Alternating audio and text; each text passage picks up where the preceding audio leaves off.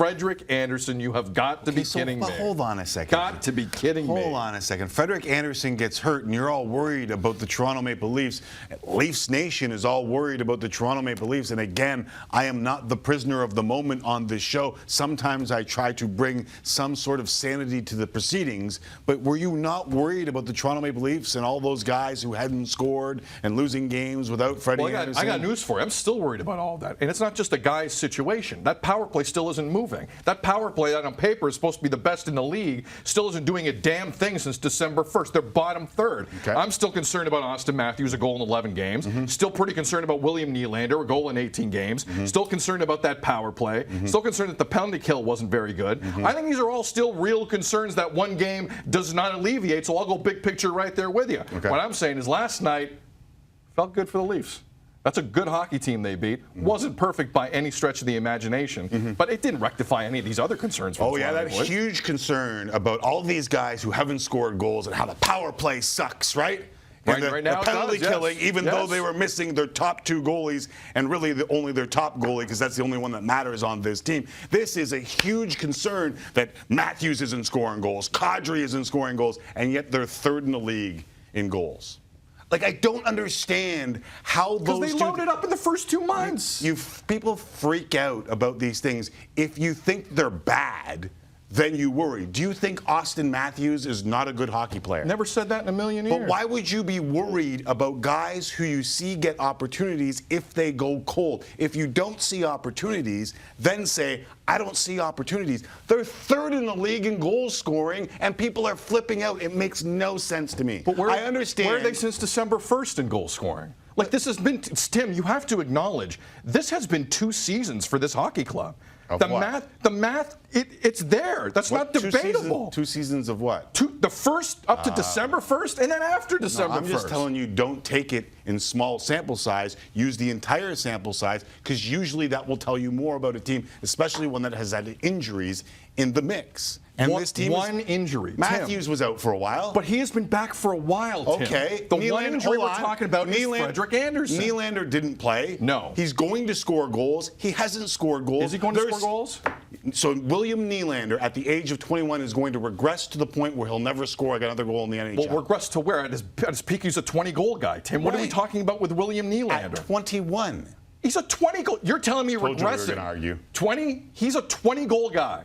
You are what you are, what you are. Right now in this league, that young man who's making $6.9 a year starting next season is a 20-goal guy, period.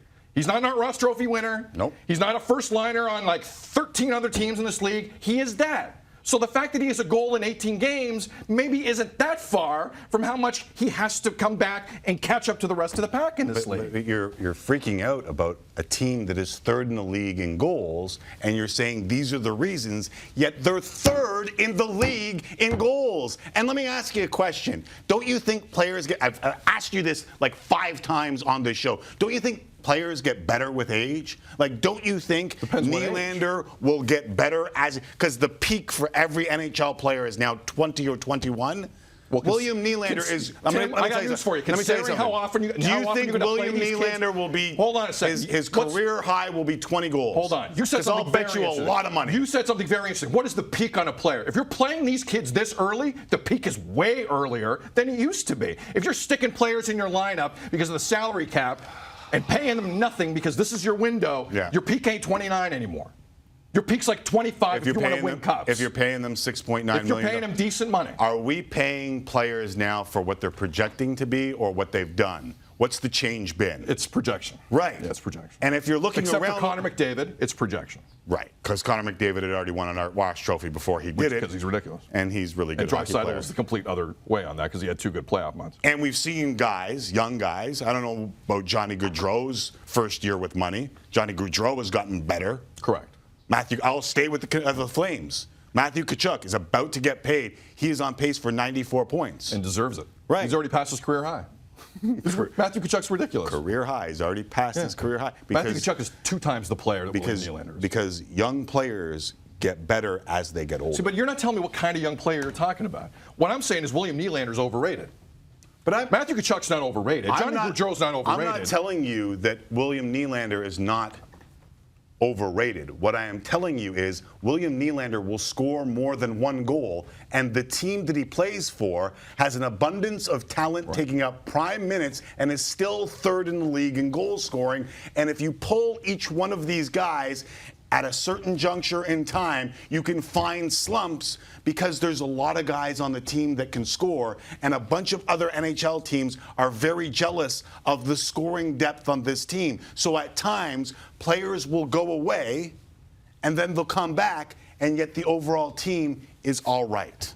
So what you're telling me is what you've seen since December 1st from this hockey club, you are not worried about offensively. You're not worried about it on the power play. You're not worried about a 5-on-5. You are not worried about it. No, I'm not crapping my pants. I'm saying you can look at it, but they're still third in the league in goal scoring. Because they loaded up heavy. Right. We don't talk about the start they had enough, right?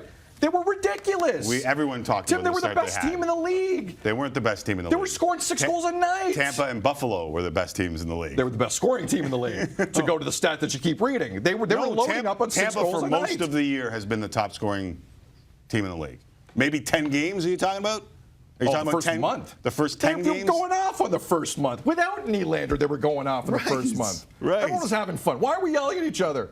Well, because I don't really care about the Leafs. We already started yelling, and we're going to continue yelling. I just think Nylander's overrated. No, but that's I'm sorry. You're allowed to say that. I don't think you should be worried. Like Leaf Nation was freaking out, and now you play Tampa, and everything's okay.